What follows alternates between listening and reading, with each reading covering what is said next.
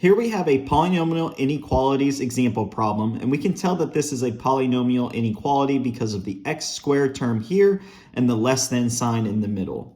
The first step to solving this example problem is we want to move all terms to one side. So we'll go ahead and do that by moving the 3x from the right-hand side to the left-hand side.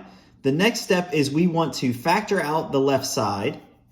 So after factoring the left-hand side, we're left with x minus 5, which is multiplied by x plus 2. The next step in solving this example problem is we want to determine where the polynomial is 0. So to do that, we want to know what x values will cause this term, the x minus 5, to be 0, and what x value will cause this term, the x plus 2, to be 0. So by some simple simplification, we can determine that x is equal to 5 and x is equal to negative 2 will cause this polynomial to become 0. And this is important because when x is equal to negative 2 and x is equal to 5, the inequality sign will change. And so we can represent this using a graph as well as some test points.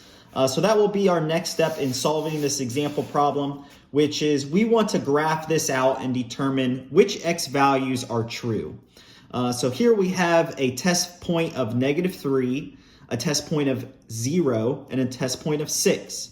And we know that when x is equal to 5 and x is equal to negative 2, the signs are going to change. So when we use our test point x is equal to negative 3, we're left with an expression that is 8, which is less than is 0. And we know that that is false. 8 is not less than 0. So we know that all x values that are less than negative 2 are not going to be included in our solution set. When we do a test point of x equals 0, we get an expression of negative 10, which is less than 0. And we know that this is true. So from negative 2 to 5, our solution, the x values will be a solution to this example problem.